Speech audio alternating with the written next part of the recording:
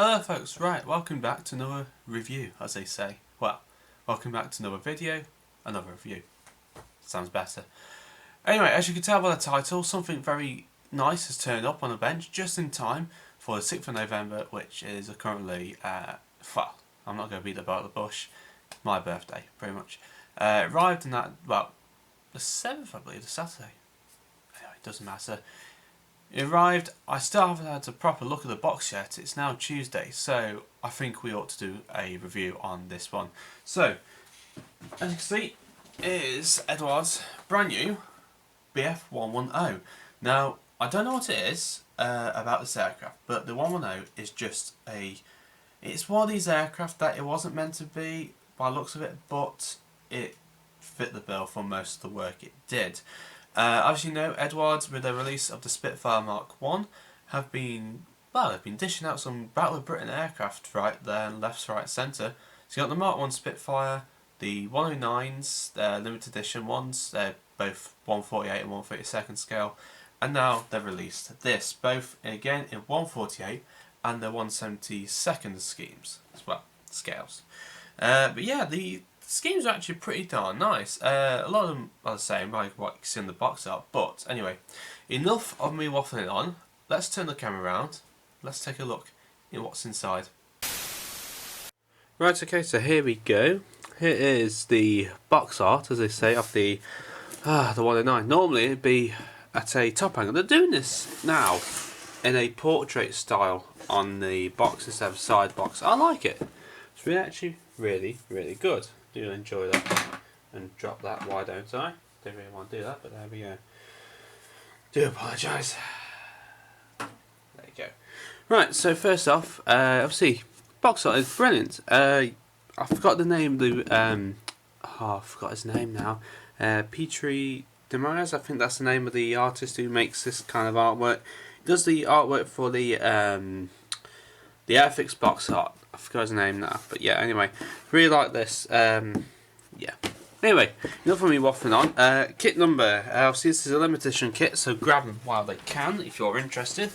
Adlertag 148 BF110C/D in the Battle of Britain. Kit number is 11145.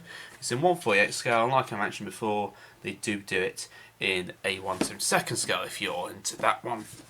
So, box aside, we have 3, 6, 9, 12 schemes in total. Wow. There we go. Right, so let's open the box. Okay.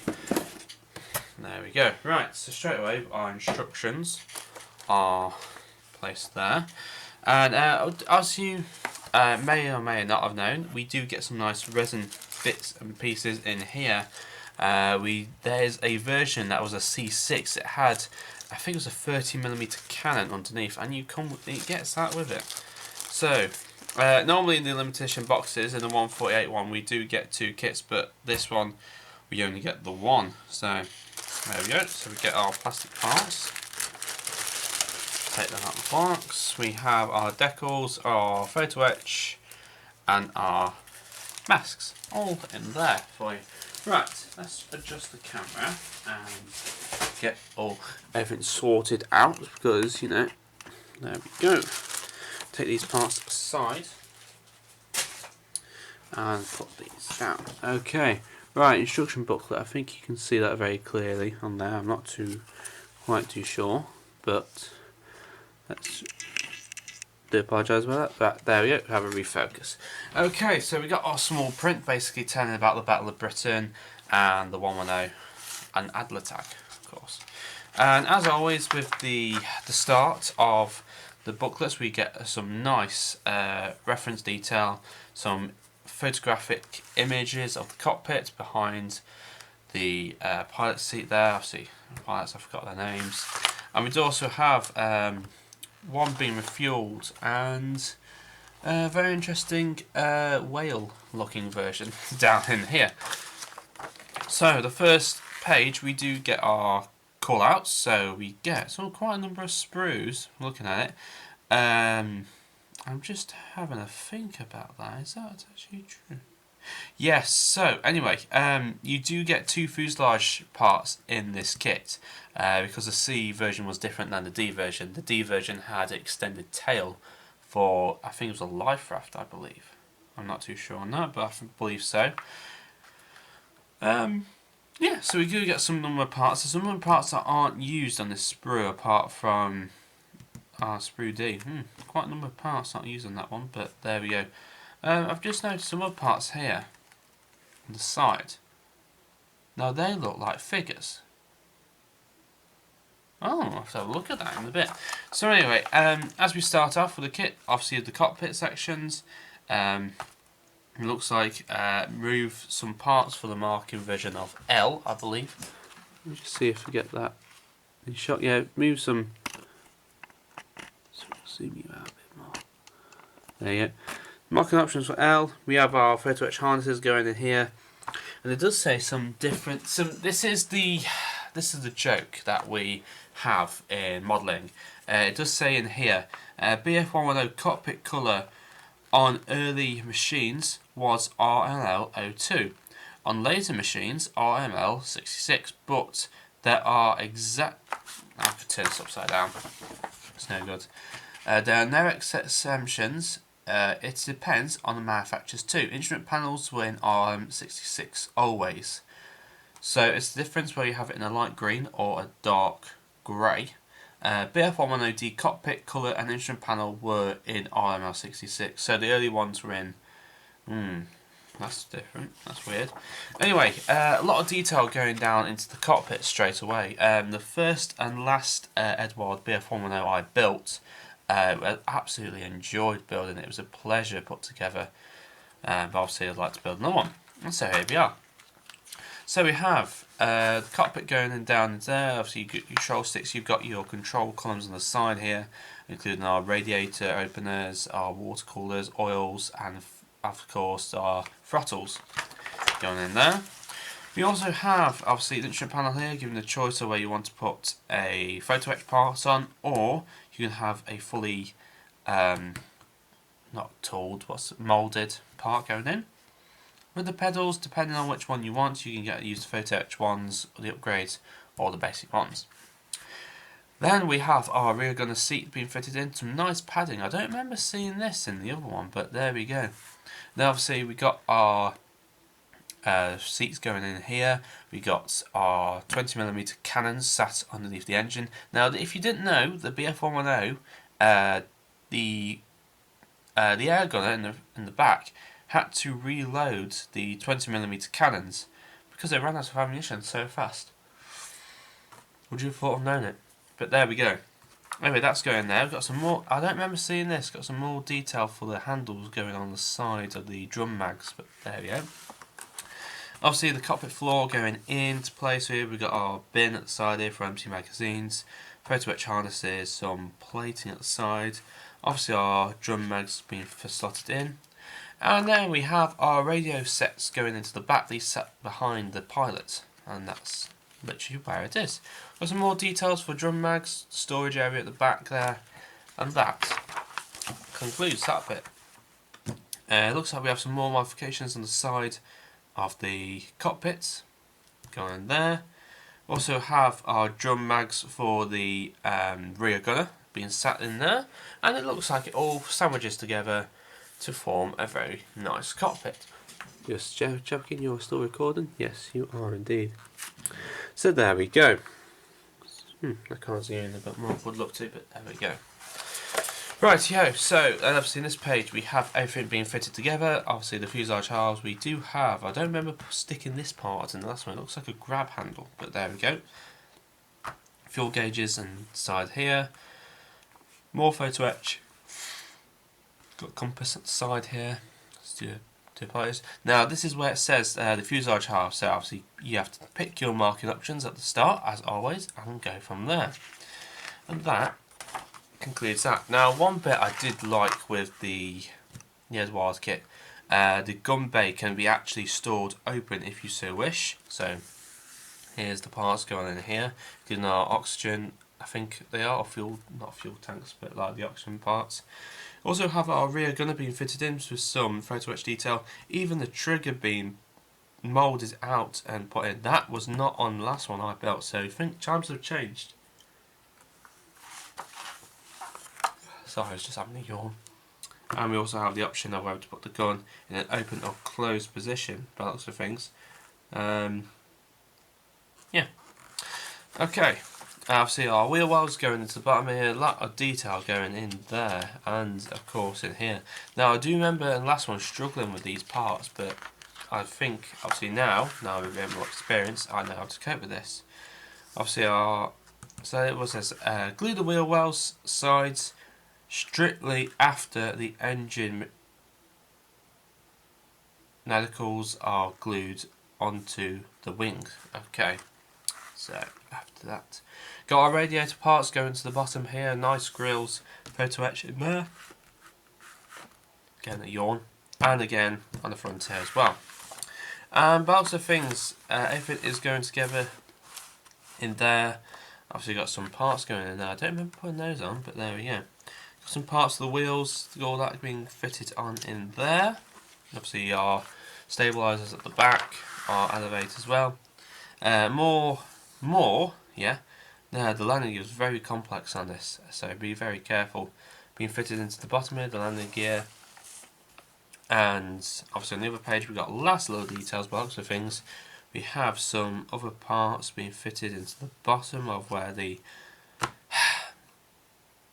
gear door's been sitting. Have some nice radio, I'm not too sure. More wires on the bottom here, and then of course one of our antennas for the radio. Oh goodness me, I don't know why I'm yawning so much. I do apologise about this, guys. Anyway, our exhaust being fitted in. I don't think they're hollowed out, so it's option whether you want to get the brass insets or not. We have our canopy parts. Now we do have some parts being glued onto the canopy, so be careful with them. Photo etch parts included. Got our mast being fitted into the back for our radio and antenna wires. We do have the option of whether to have a armoured plating on the front of the machine. Obviously the option to have the canopy open or closed, and even the rear gunner's compartment open or closed as well. Looks like more grab handles on the side. Our props being fitted on very easily, and then our radiators. And now for the last very bit of the part, we have our brass inset being fitted onto the bottom here. Now, just looking at it, marking L only. So this is the 30mm cannon being fitted underneath of the machine. It does look like a bit complex engineering is going on. You need some surgery going on there.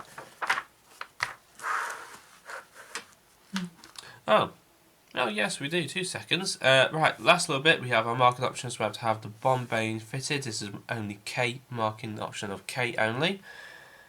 And then we have a marking option of D, which has the giant fuel tank underneath the aircraft. I believe it's a fuel tank. Now, here's the part we found earlier. Being a limited edition kit, it comes with figures. Yes, we get some nice pilots and ground crew personnel. Look at this. We get some aircraft armourers at the back here of a spare MG15. Even a table and some work tools being fitted down in there. Aircraft armourers with our great big ammo belts being fitted down in there. With some more pouches, of course, ammo belts as well, magazine containers, and some tiny little bombs. Overlearning about that. Wow, very nice. Very nice indeed. Last little touch. This is why it's a limited edition, guys. I found that out. Right, last but not least, we've got the mask being fitted on, and that is Bob's your uncle. So, onto the marking options as well. The marking options are typically early Luftwaffe colours, so you might well get your paints out and do your research for them. Right, so marking option A is, well, they're all from France anyway. Let's go put it that way, or from Norway. Let's have a look at it. Actually, some from Germany. So we have a BF110C from LG1. I believe that's the typical scheme. I'm just going to go through these one. Our typical very early war camo. This one based in Germany, 1939. Here we get to our colourful variants going on here. Again, summer 1941. So, yeah, these are all Battle of Britain aircraft apart from the one you just saw. Another BF110. This is a D version. So now, if you notice the tail, this is a D version. This is a D version. The tails are much longer at the end of here. So take note that in mind. This one does have the great big whale sat underneath there. This one is quite. I've got this a couple of mast sets, box of things. This is obviously typical by BF110 again. France, September 1940, sat on the bottom there. This one, I recognise this one from somewhere. August 1940, again. Basically, it's a typical RLM 02, 71, and then the 65 underneath. Yeah, so same again on that side again. So it's very typical. Then we get to our very unusual camouflage patterns on the top here. We have all four colours: the 65, the 70, 71, and the RLM 02. This is from France, July 1940. It's an early one. A very weird scheme. I've not seen that one very common. I love these nose arts on the side here as well, guys. Now, this is the one I would typically going for, the shark mouth. Now, I think a lot of people go for this one. I believe this is one. Yes, I'm very right. It's EG76, Le Mans, France, September 1940. This is one I was going to go for anyway, and we're going to settle with that one. Pretty much, I'm going to stay with this one. I think it looks a nice scheme. If you do not wish to prefer these ones, you can obviously get different versions if you wish.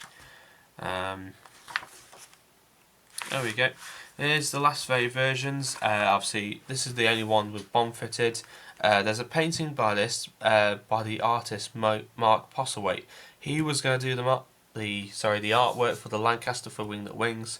Obviously, that's not happening anymore. But go and check his website out. Check a look at his art. This one he has actually painted. I think it's Tekken Croydon, I believe. I'm not too sure on that. But anyway, this one was actually shot down. There's photographic evidence of that one. And then this one is the only option of where you can do that 30mm cannon sat under the aircraft there. It was the only C6. Obviously, there was different versions of C2 and C4. It was the only C6 to be shot down on the UK territory. And so yeah, if you wish to do that one, then go ahead. Obviously, get your surgery tools out, and then your stencils at the back here. And that is it. Very nice schemes indeed. Obviously, standard colours for most of them, but yeah, that's how they look. Right, I'm going to zoom you in a bit more, and we're going to take a look at some little details. Okay. Come on. Okay. Right. First off, photo etch. Sat down in there. Not very focused, is it? 2 seconds. Let me get you guys refocused. Bring you up to sight. There we go. Right, so typically we get our nice photo etch down in there. Small at the back here. Obviously got our ammo belts at the side here. Some framework, belts of things. Parts for the rudder pedals. Landing gear bay. Yeah, some pretty nice work going on in there. Obviously our harnesses as well. There we go. Right, our decals obviously are going to be printed by Cartograph. So they are going to be spot on as always. Also got our shark mouths on the bottom here. There we go. Shark mouths, different variations, and then obviously our standard stencils and crosses and cockpit components and gauges sat right on the top there. Just find what others have we got. Goodies in the bottom here. Obviously, as standards, we have our masks down there. Very simple. They are not like the Tamiya ones where you have to cut them out. These are already 3D. Oh god, what are they called? 3D cut. So you literally just have to peel them straight off the back there. Okay, right, so we're going to have a look at these parts. These are the Brazin sets. Now, let's have a look. Okay, right, okie dokie. Let's bring you up to the light and have a look. So this is the actual gun holder where it sits into the external part. Very nice. I have to do some surgical work on that. Obviously the main bit, which is the cannon, very nicely moulded. Obviously you have to be careful when cutting that off the resin part. Obviously if you're cutting resin, please be careful, because obviously the resin part will get into your lungs. This is another external part where you do some surgery, sculpting.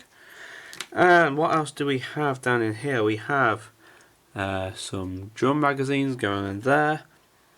Obviously, oh look at that, that's beautiful. Just down here, have a look at that. That's the compression bottles outside here, and you've also got some moulded in wires. Look at that. That's a beauty for moulding. Spot on, Eduard. We do have this part. It looks like a part that's broken off from something. I don't know what it's from. Last but not least, we have another part of the frame going in, and that is everything for that. So obviously, as always, put the resin back in the bag. Make sure you don't break anything, don't make sure you don't lose anything. Pretty much it's common sense really for these. There you go. Give me a minute while I just pop these back in the bag so I don't want to lose them, in case I do want to do some surgery and make that version. I mean, you're mighty brave if you do that, but there we go. Right, so put these to a side, all the little bits, pieces. We have our canopy pieces. Okay, the glass parts. Right, so let's have a look. Take it out the back. Here we go. Right, okay, so they are, there you go, pretty darn clear, not gonna lie. Just quite kind of difficult with the reflection of that. Nice, crisp and clear, but the trouble is, because there's so much framework, a lot of the interior detail will be obscured.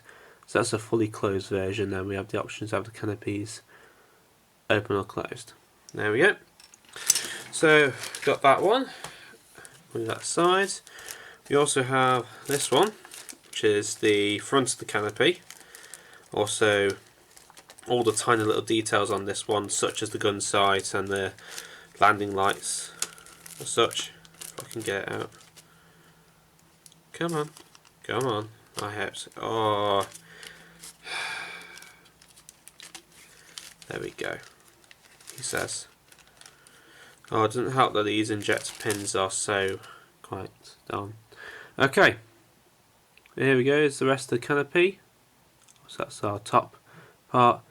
Gun sight, front armour plate, side door, front windscreen. There we go. Bit of a weird one now. This is one of these things, you either love it or you hate it. It's never in between moments. Okay, right, we're going to start off with the main plastic, as always. There we go, let's have a look. Okay, okie dokie. Sealable bag, which is always helpful. And we are introduced with these parts. Okay, right, so straight away off the bat, there's a sprue here. This is the one with extended tail. This is the D version, pretty much. Let's see if I can zoom. Come on. There we go. Right, this is the D version with the extended tail, but on the plus side, one thing obviously typically Eduard, you get some beautiful detail. These panels. Let's see if I can zoom you right up. Let's have a look. So if you can see,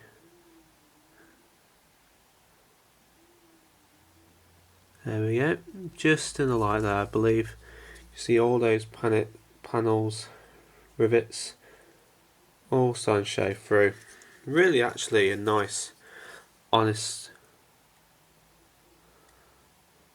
looking touch all over the model. Obviously there's no interior inside because, you know, Okay, on with the other one. This is the C variant. Obviously this one with the shorter tail at the back. But again, beautiful detail all over all those rivets showing through. And of course, standard issue, the same as the other side. You also have this whale tank sat underneath here. This is where the main bit we go. We also have parts for the cockpit, like our seats, rear gunner, our bomb release mechanism, our half a nose, another half a nose. I don't think we're using this one. Use this one here. Let's have a look. Also got our rudders, so our elevators on the back there. As such, that's that. Okay, put that aside. We also have this second sprue. We have some detailed parts on here. Just refocus you once again. These are all obviously our props. We've got some interior details such as our wheel wells, mostly on here. Our tyres, once again, bring you up. Looking darn nice. Look at those. Those tyres. Let's have a look what else we got on here. Let's have a look. Obviously got our main cockpit floor going in. Prop covers. There's our front engine bay. Sorry, engine bay, gun bay. Front there. Front cockpit floor. There we go. And last but not least in the bag we have a set of wings. Now I remember, let's have a look. Okay, right, they are spot on, much better than the last ones. The last ones I made for this aircraft in particular, they didn't have much rivet panelised. It was in an orange plastic if I remember, so this grey one. I remember that like it was yesterday. There you go, there's all the rivet details on the side there, and the same with the other one. This is the issue I had last time in the one previous. It had an issue where the engines went onto the frame. Dear me. Obviously the same with the underside as well. Okay, so that's the first bag done. Let me just pop this down before I break anything again. We're on to our last but not least bag. Oh, okay. Okay. It looks like mine has already opened. Yeah. It's open down the seam here. It must have ripped in the packaging, but oh well. Don't remember doing that. Okay, so put this to the side. We have. Ooh. Oh, that's cool. So there's our figures. So straight off the bat we have our engine housings side. Obviously if you didn't want the detail for the instrument panels, the photo etch, we have these ones here. Just in the light there. And the same again on the engines again. Obviously we got our rudders and another instrument panel going on in there. So all simple stuff, so some nice rivet detail on this cowlings. Just in the light there. Very nice. Okay, right. I'm going to put this to a side for the minute. We'll have a look at that in a second. That's the second kit. We have some more landing gear parts across here. Again, look at the suspension system on that, the springs, some cockpit components on the side here as well. Even the cushion seats just above my thumb there. That spot on, darn really nice. Okay, and we have, last not least for the main components, we have our armament, obviously our guns, cannons, our drum magazines, and our exhaust cord, and our tiny other little bits and pieces. Let me see. There we go. There's a 20mm gun sat in there. And obviously we have our MG17s, which fitted through the nose, of course. 4 of them Okay, you can buy photo etch ones if you wish, but it's entirely up to you. They are, if you look, it's really difficult to tell. Let's have a look at an example. Here's the MG15. Let's see if I can really focus you up well. So there we go, there's the MG15. See all that detail point through on the nozzle bearings, as well as on the, just sit on the barrel. But there we go, that is the detail for that. And last but not least, this is the parts where we won't be using most of these. These are obviously our drop tanks and a few bombs and rockets, but obviously we're not going to be using them. So they're in the spare box. There you go. Okie dokie. Right, on to the part that puzzled me because I didn't expect this. We have some figures. Oh, okay. I remember these now, yes. These are Eduard's own brand kits. I remember this one. So here we go. Here's the Eduard ones. They are nice and moulded, I'm not going to lie. Let's have a look, see if I can bring you up to skill level.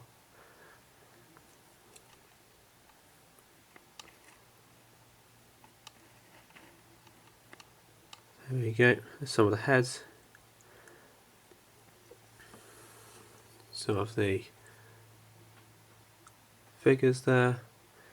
Obviously torsos, parts, bits and pieces, some arms, some legs. God almighty. Yeah, so all in all, some very good. And also we get a another detailed MG15 for all the armourers. That barrel again. But yeah, the faces, let's have a look, are not too bad. They all have the same expressions, marks of things. Apart from that, they don't look too bad. So there you go. Right, so that is all detail, folks. That, as I say, is it. So that was a review of Eduards Limited Edition Adlertag, the BF110. So, as always, we'll be off of my refocus you guys. There we go. As always, please leave a like, a comment, and if you like the video even more, give us a subscribe. Okay, thank you very much for watching. Take care, and I shall see you all in the next video. Cheers for that, and as always, goodbye for now.